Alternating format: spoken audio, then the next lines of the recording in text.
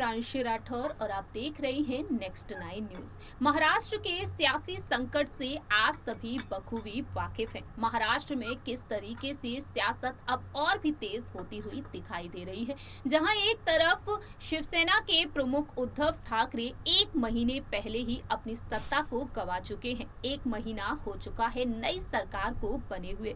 जी हां, महाराष्ट्र के मुख्यमंत्री एकनाथ शिंदे कई बड़े अहम फैसले तो ले ही रहे हैं, लेकिन साथ ही साथ उद्धव गुट के सामने कई बड़ी चुनौतियां भी खड़ी कर रहे हैं। जैसा कि आप जानते ही हैं कि एकनाथ शिंदे ने 39 विधायकों के साथ बगावत की उद्धव ठाकरे के साथ, और अब शिंदे का गुट काफी ज्यादा मजबूत होता हुआ दिखाई दे रहा है। उद्धव गुट के 12 सांसद उनके गुट में शामिल हो चुके हैं। यहाँ तक कि अब परिवार के सदस्य भी एकनाथ शिंदे के साथ खड़े होते हुए दिखाई दे रहे हैं। लेकिन इसी बीच अब शिवसेना को बचाने के लिए उद्धव ठाकरे सुप्रीम कोर्ट तक पहुंच गए हैं। वह नहीं चाहते हैं कि शिवसेना के चुनाव चिन्ह पर अब एकनाथ शिंदे आने वाले चुनाव लड़े, और ऐसे में अब उद्धव गुट के खिलाफ एकनाथ शिंदे भी सुप्रीम कोर्ट पहुंच चुके हैं। ऐसे में देखा जाए ठाकरे परिवार का अगला कदम क्या होता है, ये तो वक्त के साथ साथ ही पता चलेगा। लेकिन इसी बीच जिस तरीके से शिवसेना को 2 गुटों में बांटने में कामयाब हो चुकी है BJP, deputy CM Devendra Fadnavis ने यहाँ पर कई साजिश रची और वह कामयाब भी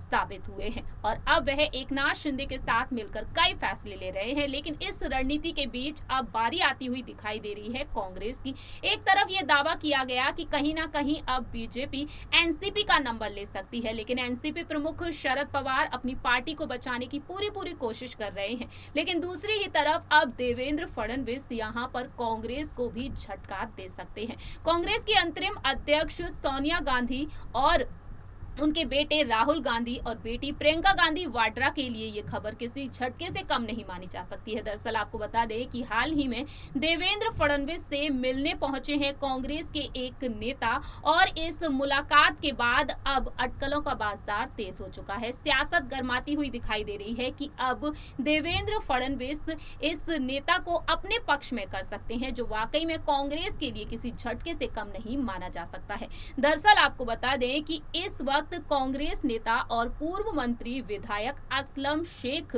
जिन्होंने मुलाकात की है उप मुख्यमंत्री देवेंद्र फडणवीस से, जी हां, उनके घर जाकर उनसे मुलाकात की है। आपको बता दें, रिपोर्ट्स के मुताबिक सामने आया है कि असलम शेख ने डिप्टी सीएम देवेंद्र फडणवीस से उनके सागर बंगले पर जाकर मुलाकात की है, और इस मुलाकात के पीछे की वजह ये कही जा रही है कि अब शायद वह बीजेपी की तरफ रुख कर सकते हैं, बीजेपी में शामिल हो सकते हैं। साथ ही साथ आपको बता दें कि ईडी कांग्रेस के वरिष्ठ नेता और पूर्व कैबिनेट मंत्री असलम शेख के निर्वाचन क्षेत्र के अंतर्गत आने वाले मड़ मारवे द्वीप में अवैध रूप से चल रहे फिल्म स्टूडियो की जांच भी कर सकती है, और ऐसे में देखा जाए तो ईडी की रडार पर उनका नाम है। ऐसे में देखा जाए तो वह अब बीजेपी का सहारा ले सकते हैं या फिर बीजेपी में शामिल हो सकते हैं। फिलहाल देखा जाए तो इस मुलाकात को लेकर काफी ज्यादा कयास लगाए जा रहे हैं, लेकिन वक्त के साथ ही पता चलेगा क्या वाकई में देवेंद्र फडणवीस असलम शेख को बीजेपी में शामिल होने के लिए ऑफर दे सकते हैं, ये तो वक्त के साथ ही पता चलेगा। लेकिन अगर वह शामिल हो जाते हैं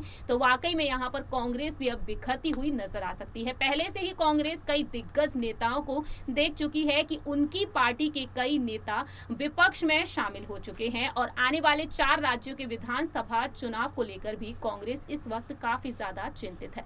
इस रिपोर्ट में इतना ही। बाकी की तमाम अपडेट्स के लिए देखते रहिए नेक्स्ट 9 न्यूज।